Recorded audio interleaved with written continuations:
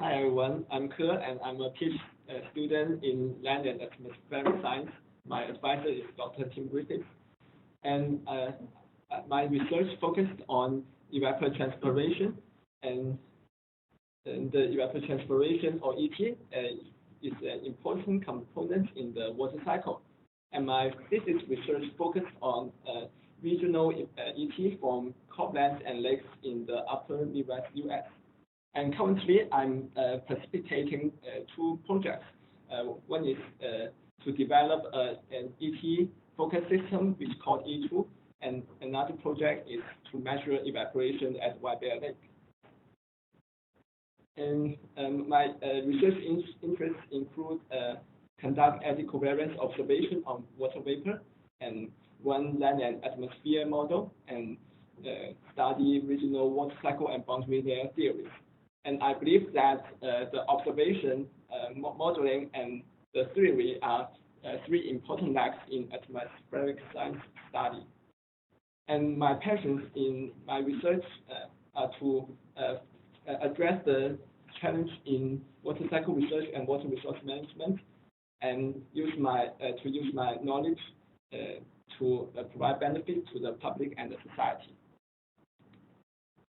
And in my E2 project, I used the weather research and focusing model to focus ET and precipitation. And I provide this information to Minnesota corn growers, and they can use this information to optimize their irrigation scheduling. And I ingest the land use data, soil moisture data, and canopy structure data into the model to improve the focus. And I'm also developing a user-friendly website so that the farmers can inquire the ET and precipitation by specifying the certain date and location. And my study on White Bear Lake involves to the public concerns in its water level changes. And in 2013, the water level of White Bear Lake dropped to its recorded lowest point, and you can see the shrinking by the shoreline. And fortunately, the water level come back in recent 2 years. However, the public need to know what caused the dropping, and how will the water level change in the future, and whether they need to do something to save the lake.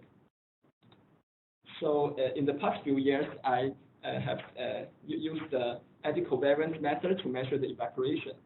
And we have set up 2 towers at the west peninsula of the lake, and we use the advanced instruments to capture high-frequency signal from the wind speed and the water vapor concentrations. And from this data, we can calculate the evaporation. And we have experienced every season of the lake. And in the spring and summer, we walk into the lake, and in the winter, we stand on it. And here I want to show some data. And this is the evaporation at different time scales. And in the upper rows, the daily scale shows many peaks and many spikes. And these spikes are caused by the turbulent and synoptic conditions. And in the middle, from the monthly scale, we can see that the evaporation is most activated during the July and August. And in the annual estimates, we can see that the evaporation in 2015 is the largest because for the longest ice-free days and largest daily evaporation. And here we also model the evaporation in the business as usual carbon dioxide emission scenario.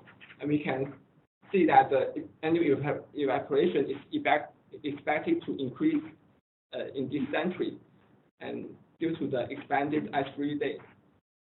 And the annual evaporation will increase over 100 millimeters at the end of this century. and it's equivalent to 260 million gallons. And the policymakers should be aware of this number while they are making decisions in augmentation plans or other plans. That's all. Okay.